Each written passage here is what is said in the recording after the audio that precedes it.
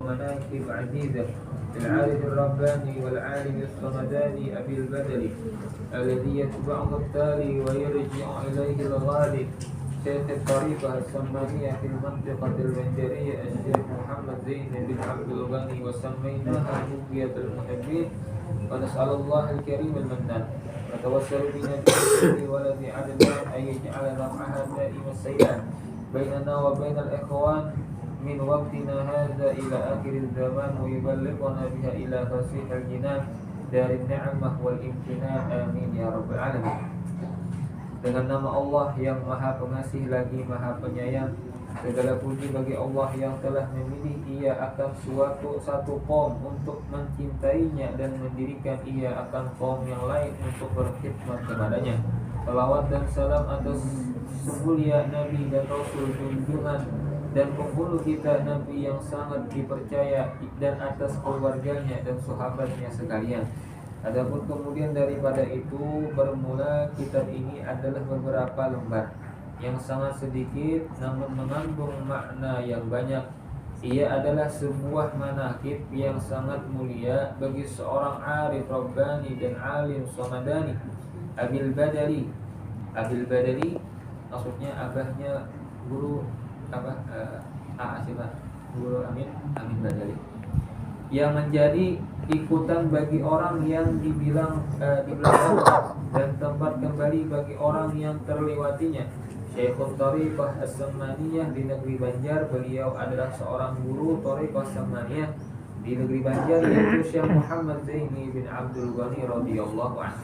Dan kami beri nama beberapa lembaran ini dengan nama Bughyatul Muhibbin, yakni suatu yang sangat digemari oleh para pencinta. Dan kita memohon kepada Allah yang amat pemurah lagi amat memberi karunia, dan juga kita bertawassul dengan Nabi Muhammad SAW agar menjadikan manfaatnya terus mengalir di antara kita dan di antara saudara-saudara kita dari sekarang hingga akhir zaman, dan mengumpulkan akan kita semua ke dalam surga yang luas tempat segala nikmat dan kesenangan. Amin amin ya rabbal alamin. Adapun sebelum kita membaca manaqib wali Allah sebagaimana disebutkan di dalam manaqib Asy-Syaikh Sayyid Muhammad bin Abdul Karim As-Samman Al-Madani, maka hendaklah kita terlebih dahulu berbaik sangka dengan mereka, husnuzan, agar kita mendapatkan berkah dan amdad. Amdad itu pertolongan yang Allah Ta'ala berikan kepada hamba-hambanya.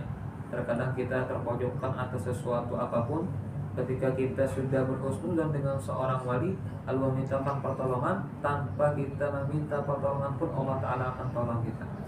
Nah, dari mereka, dan hendaklah kita menjauhi dari berburuk sangka kepada mereka, karena mengakibatkan jauh dari mendapat berkah dan amdad dari mereka, sekalipun kita sudah berkhidmat kepada mereka 100 tahun lamanya. Kepada orang yang pemaksiat pun kita disuruh berbaik sangka, apalagi yang zahirnya memang sudah orang yang mempunyai kewalian yang sangat besar, mempunyai ilmu yang sangat banyak, bahkan ibaratnya beliau malah menginfakkan seluruh waktu dan hartanya untuk jalan Allah Subhanahu wa Ta'ala. Terlebih lagi, dan telah diriwayatkan, kita masuk kepada manaqib beliau, diriwayatkan bahwa manakala dibaca manaqib orang-orang yang soleh dan para wali Allah, maka akan diturunkan oleh Allah beberapa rahmat kepada orang yang membacanya dan orang yang hadir mendengarkannya. Mudah-mudahan kita semua mendapatkan kasih sayang rahmat dari Allah Subhanahu wa Ta'ala. Maka kita mengharap kepada Allah Ta'ala, mudah-mudahan dengan membaca manaqib ini Allah Subhanahu wa Ta'ala akan menurunkan rahmatnya yang luas kepada kita sekalian. Amin ya rabbal alamin. Jadi sebenarnya kalau kita membaca manaqib, menghadiri haulnya seorang wali Allah Subhanahu wa Ta'ala, itu ada dua faedah yang nyata. Yaitu yang pertama, turunnya rahmat kasih sayang dari Allah Subhanahu wa Ta'ala. Jadi hatinya itu dicucuri, dilimpahi oleh Allah Subhanahu wa Ta'ala saling kasih sayang. Ada lagi ibaratnya saling bermusuhan, saling iri dengki. Karena itu terbentuklah bersihnya hati daripada kasih sayangnya Allah Subhanahu wa taala. Itu satu. Yang kedua yaitu kita ketika hadirnya haul lalu dibacakan manaqibnya wali Allah Subhanahu wa taala, kita kawan menjadikan beliau sebagai patokan suri tauladan. Patokan suri tauladan yang mana di akhir zaman ini banyak orang-orang yang Allah, mana kamu siapa fansnya? Siapa yang kamu ikuti? Siapa yang kamu jadikan dambaan hidup, yang mana dengan kita menjadikan suri tauladan seorang wali Allah yang mengikuti sunnah-sunnahnya Nabi Allah, kita tahu mengikuti jalan beliau sehingga kita beruntung di dunia dan di akhirat. Ini tujuan kita menghadiri haulan, mudah-mudahan kita semua mendapatkan keberkahannya. Amin amin ya rabbal alamin. Nah, kapan beliau dilahirkan? Nah, jadi beliau ini dilahirkan yaitu pada sekitar jam 2 malam pada hari Rabu tanggal 27 Muharram 1361 Hijriah atau bertepatan dengan 11 Februari 1942 Masehi atau Miladiah. Berapa tuh? Sebelum kemerdekaan 3 tahun. Sebelum kemerdekaan 3 tahun. Nah, jadi Gus Kumpul Sidin meninggal di tahun itu. Mungkin misalkan beliau masih hidup sekarang, mungkin umurnya 80 tahun. Tapi pada hakikatnya memang Guru Kumpul sekarang sudah wafat ya Allah. Akan tetapi jiwa beliau di hati-hati orang-orang yang mencintainya akan terus hidup. Dan sampai sekarang, Masya Allah, haul yang diacarakan walaupun kadang dipadahkan waktunya kapan, asal kita kadang ditakorin, kadang dipadahin tanggal sekian ya Allah. Tetapi adanya yang datang. Adanya yang datang. Mungkin malam Senin dan malam Senin akan datang mungkin tidak terbanyak terus. Awal 2 kali. Jadi yang mengatakan tanggal 14, ada yang mengatakan tanggal 21. Jadi kita ambilnya bertahan ya Allah. Ambilnya bertahan. Ada ruginya, ada ruginya. Hendak malam 14 ini bisa, hendak malam 21 boleh. Ketika itu matanya radhiyallahu anhu hanya terpejam dan tiada ia menangis seperti bayi pada ladimnya. Orang kan bayi pada ladimnya itu ketika lahir kan menangis. Nah, kalau kadang menangis dikhawatirkan bayi tersebut mati dalam kandungan. Serta tubuhnya pun memberi hingga membiru hingga neneknya radhiyallahu anhu yang bernama Salbiyah mengira kalau cucunya itu akan meninggal dunia. Dan dengan berkat doa dari Tuan Guru Haji Abdurrahman, maka tubuhnya radhiyallahu anhu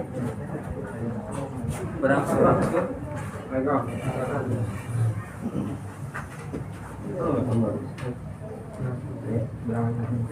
ini kan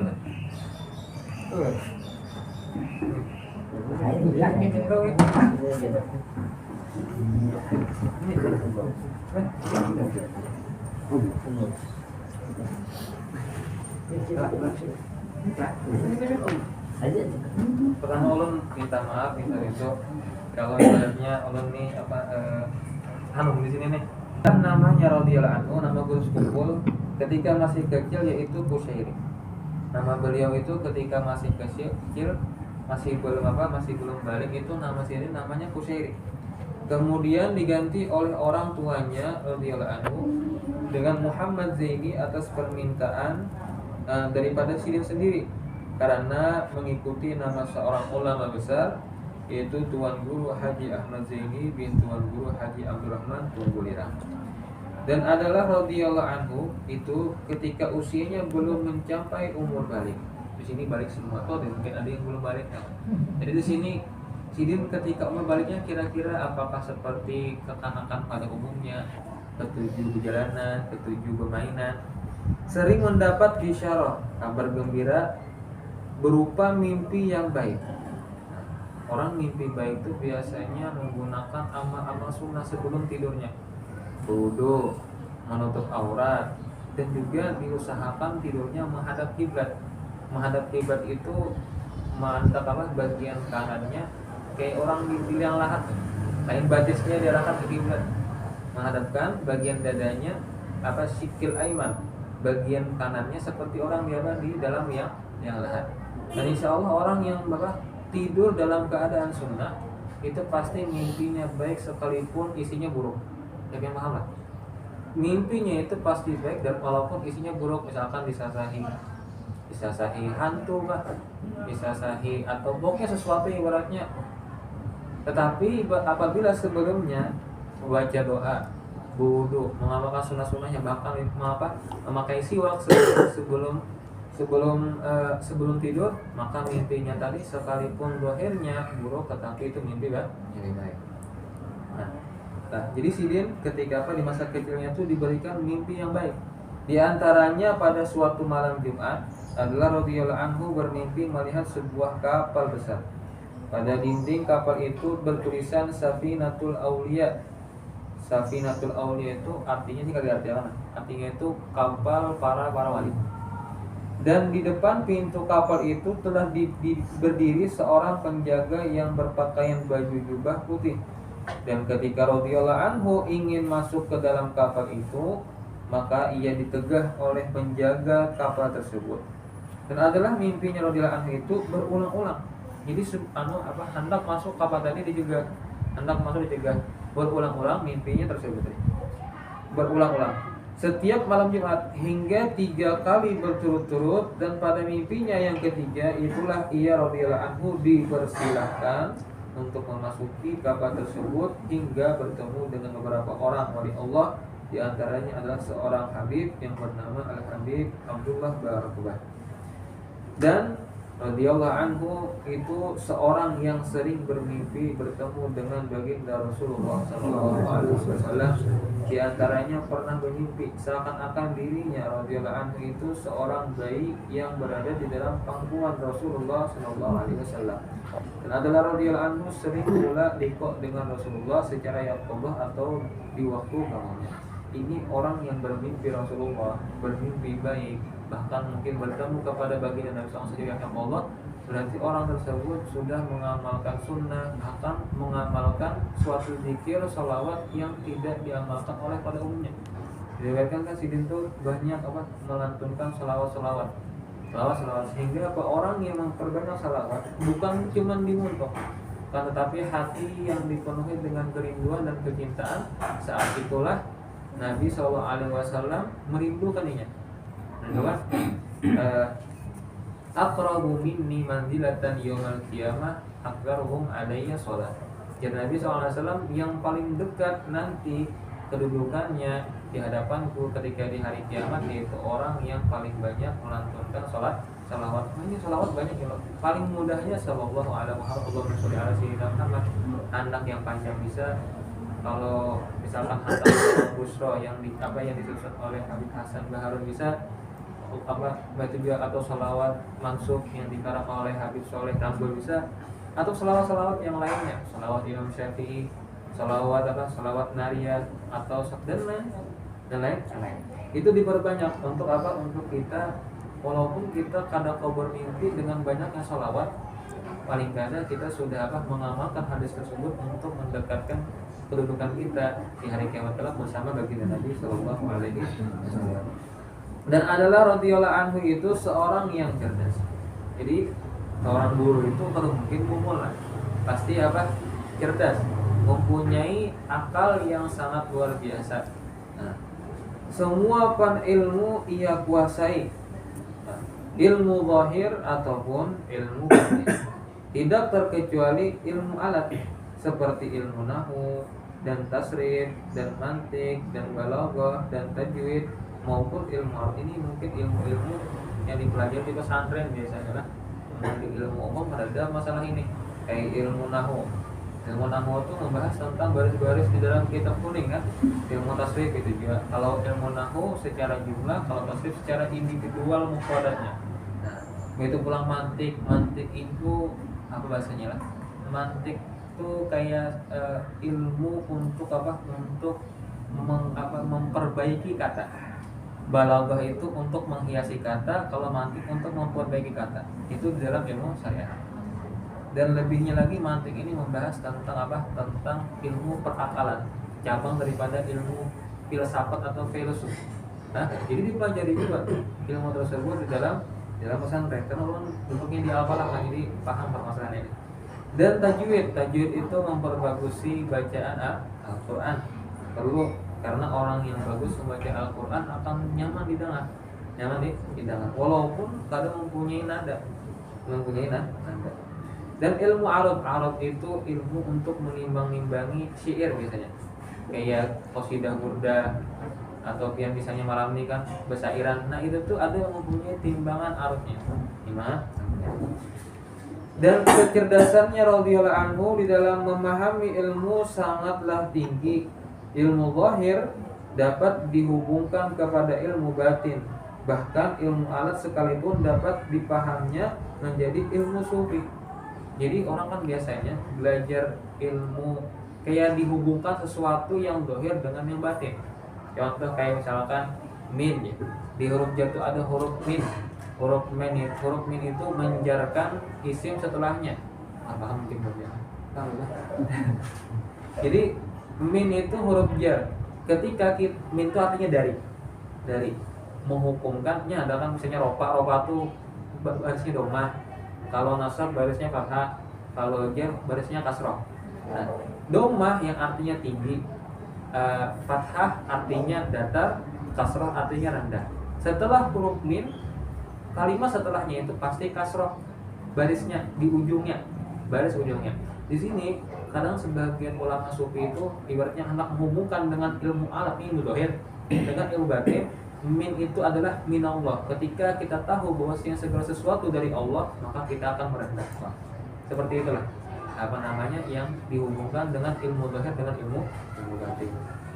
Nah, semua itu menunjukkan bahwa radhiyallahu anhu itu adalah seorang at-tabahhur fil ulum, yakni ilmunya seperti lautan. Dan adalah radhiyallahu anhu seorang yang hafid Al-Qur'an, juga hafid beberapa matan ilmu dan kitab-kitab agama. Jadi beliau seorang yang hafal Al-Quran. Bahkan ada yang mengatakan si itu hafal tafsir-tafsirnya. Orang yang cuma menghafal Al-Qurannya saja tapi tidak mengetahui isi Al-Quran tersebut, sia-sia juga. Walaupun ibaratnya mempunyai kelebihan, ini sudah menghafalkan Al-Quran. Ini termasuk tergolong orang-orang yang dijaga. Inna nahnu nazzalna dzikra wa inna lahu lahafidun. Kami menurunkan Al-Quran tersebut dan kami yang menjaganya. Begitu juga hiasannya orang-orang yang menghafalkan isi Al-Quran tersebut, dijaga imannya, dijaga perilakunya, dan dijaga sesuatu hal perilaku yang ingin lakukan di dunia ini. Apalagi ini memahami isinya. Dengan memahami isinya, ini akan tahu jalan yang benar, mana jalan yang benar, mana jalan yang salah. Kitab matan-matan tuh kitab-kitab yang ibaratnya hal halus ini sebutkanlah. Di antaranya matan Alfiyah Ibnu Malik. Matan Alfiyah Ibnu Malik ini membahas tentang nahwu 1000 bait. Di pesantren biasanya dihafalin di pondok pesantren apalah itu ya. Ada program namanya Darul Mutun. Itu dihafali, ada matan Zubat, ada matan Alfiyah, yang pertama itu Durumiyah, itu semua matan. Ada sebuah istilah di Arab itu man hafizul mutun hazil funun. Barang siapa yang menghafali matan-matan ilmu, matan itu ibaratnya fondasi awalnya. Fondasi awal sebelum kita memahami sesuatu yang lebih besar. Apa kita contohkan ya?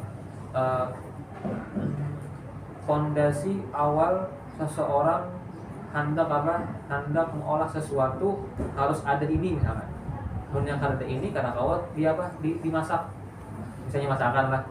Atau misalkan hendak mengolah teh, hendak minuman, pasti dasarnya dulu harus ada banyu. Walaupun teh, gula, kopi ada, walaupun banyunya nggak ada, karena banyu itu dasarnya. Nah, seperti itulah matan ilmu.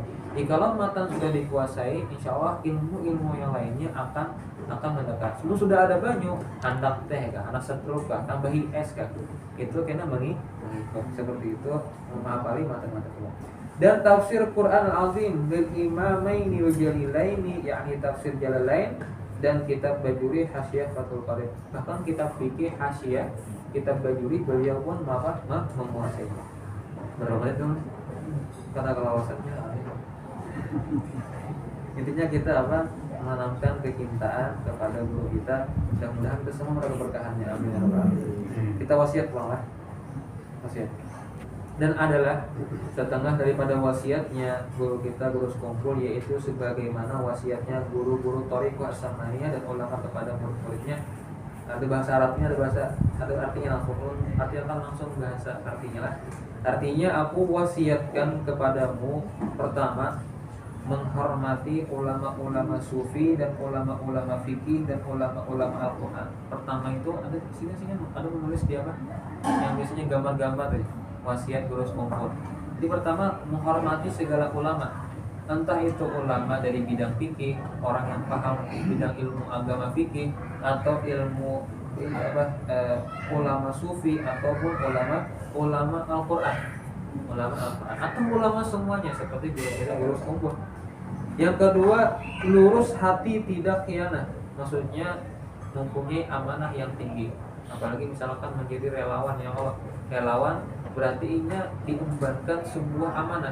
Amanahnya apa? Amanahnya itu untuk apa? Untuk memberikan kenyamanan, fasilitas kepada jemaah-jemaah, tamu-tamu yang datang daripada penjuru Kalimantan secara khusus, seluruh Indonesia secara bahkan mungkin daripada luar negeri.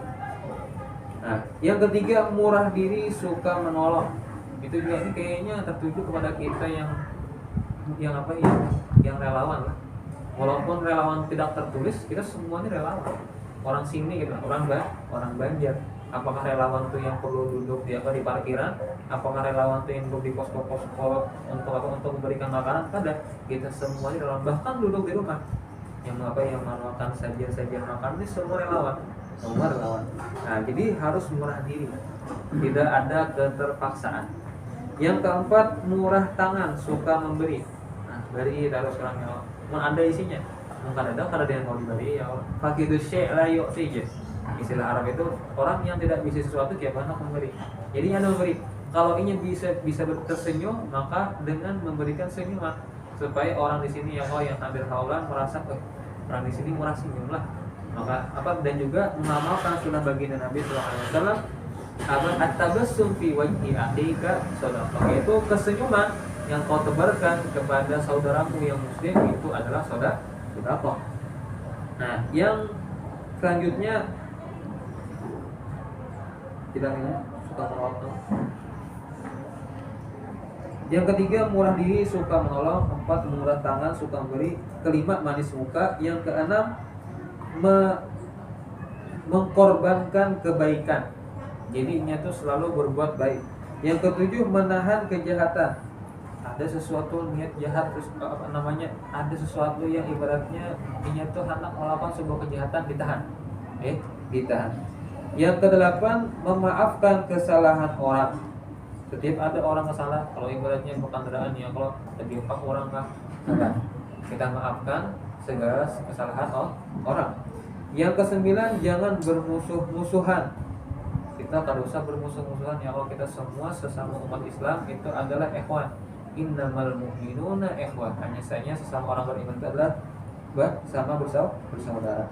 Musuh kita itu orang-orang kafir, apalagi orang-orang kafir yang mana mereka itu memerangi umat Islam. Yang ke-10, jangan tomak kepada makhluk. Kita jangan tomak itu hendak lebih sesuatu yang ada pada diri orang lain, pertama, apalagi bersifat duniawi, hendak duitnya orang. Kita berharap kepada mulutnya nanggutin duitnya, itu namanya pertama. Nah, yang ke-11, berpegang hati pada qabul segala hajat kepada Allah, karena Allah tidak mensia-siakan orang yang berpegang hati. Jadi berpegang hati kita nih kada kawa cuman berpegang kepada makhluk bisa berkhianat. Makhluk mempunyai keterbatasan, tetapi kalau kita berpegang kepada Allah Subhanahu wa taala yang kuasanya melebihi daripada segala sesuatu. Yang ke-12, jangan mengharap selamat melainkan dengan bersifat benar. Pokoknya sesuatu yang benar itu pasti mendapat keselamatan. Dan orang yang salah pasti akan mendapatkan kesialan. Yang ke-13, jangan mengharap sampai kepada Allah Ta'ala melainkan mengikuti sunnah Rasulnya Nabi Muhammad SAW. Segala kesunahan diamalkan, yang simpel lagi masuk di masjid, ada langgar, ada masjid, masuk dengan tangan kanan, keluar dari masjid tangan kanan, batis kanan, batis kanan. Kalau keluar masjid batis kiri, masuk WC batis kiri, keluar WC batis kanan. Baik itu pulang menguruk baju pakai itu sunnah-sunnah yang serupa. Apalagi misalnya ibaratnya di siwak, siwak dipakai, ada jadi siwak kan di mata orang, dibaca orang Banjar bilang siwak itu pulang berpakaian yang putih ketika di hari Jumat. Nah kalau kemudian disunahkan aku berpakaian yang tetap warna seperti berwarna hitam, dan sunnah-sunnah yang lainnya. Yang ke-14, jangan merasa bahwa engkau lebih mulia daripada orang lain, bahkan jangan engkau lihat dirimu bersifat ujub. Jadi ini maka menggambarkan sifat tawadu, rendah hati. 15, semua orang yang menyakiti engkau dengan adu asa, adu domba, dan dengki, engkau serahkan urusannya kepada Allah Ta'ala, dan jangan engkau paksakan menolak kejahatan dengan kesungguhanmu. Nah, jadi terakhir, apabila ada orang yang membenci kita atau mengadu domba, mencela kita, kita serahkan semuanya kepada Allah Subhanahu wa Ta'ala. Bahkan Nabi sendiri adalah seorang manusia yang paling mulia di muka bumi ini, bahkan terlepas dari kibiran, bahkan sampai sekarang. Dari zaman baginda Nabi, bahkan keluarga Sidin, kabilah Sidin berhijrah, orang-orang kafir di masa Romawi dan Paris, sampai di masa sekarang pun masih banyak yang menghina baginda Nabi. Tetapi apa? La yadi kusadruka bima yaqul. Jangan berkecil hati, jangan merasa sempit hati ketika orang-orang mengatai kita. Semoga dengan berkah manaqib ini, kita yang membaca dan orang yang hadir mendengarkannya serta seluruh keluarga dan jiran kita dijadikan oleh Allah sebagai orang yang selalu cinta kepada Allah dan Rasulullah dan para aulia dan orang-orang soleh, karena dengan sebab cintanya itulah kita akan dikumpulkan dengan mereka itu di akhirat. Amin amin ya rabbal alamin.